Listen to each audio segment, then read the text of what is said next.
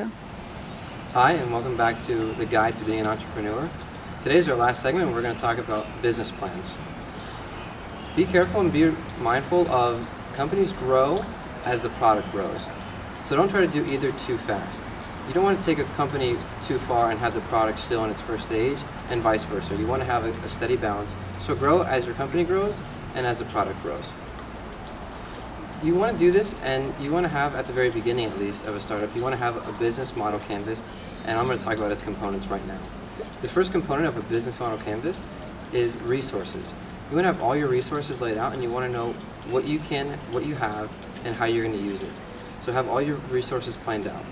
Second of all, talk about your partnerships and describe how it can be beneficial for you, and describe how it can be beneficial for you.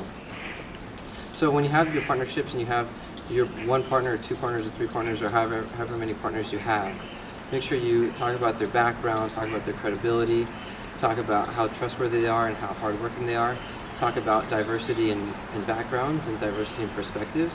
Really oversell your partners and make sure that investors or whoever you're talking to, distributors, are comfortable with your partners and your team as a whole.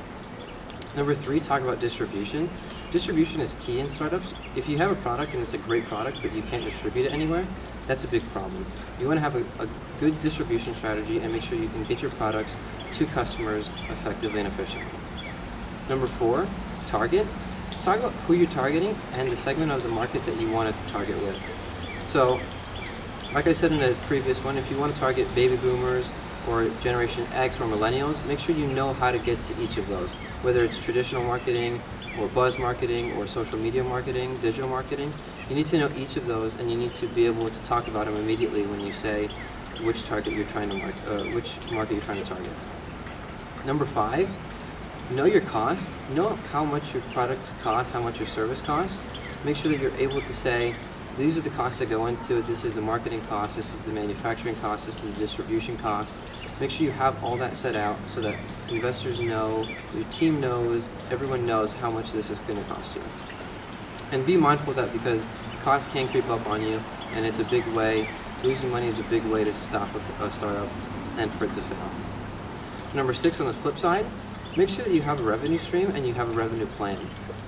When you're pitching to anybody or you're describing your product to anyone, make sure you're able to tell them how you're going to make money and how you're going to be profitable, which also goes along with number five, cost. You want to have more revenue than cost, which is profitability. So make sure you have a steady revenue stream that's going to be profitable. And lastly, make sure you have a value proposition. Talk about what makes your product different and how it's going to be better than everyone else's. You want to have something that's going to be stand out and it's going to be different from your competitors. So have that value proposition that everyone's going to recognize and why people are going to buy it. Alongside this business model canvas, you're going to want to do a market analysis.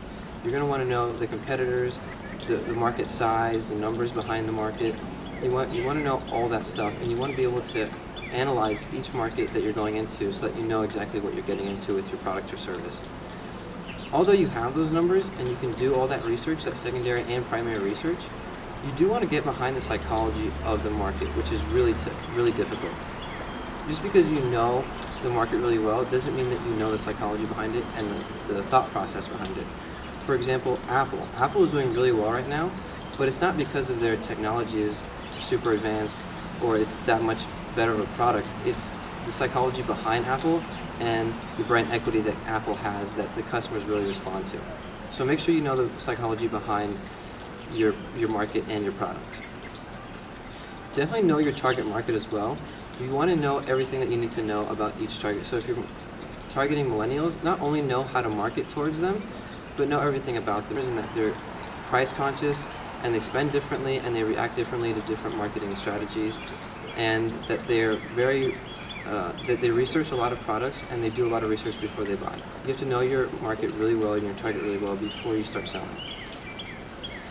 You also want to know how to segment to your market and where to segment to. So if you have a product and you think, wow, this could be great for millennials, but really it could be better for baby boomers just because it's an app, you think it's going to be good for millennials, make sure you really go through your secondary and primary research and say, even though it is an app, this would be great for baby boomers instead of millennials. So really assess each segment that you want to go towards and then pick a target market.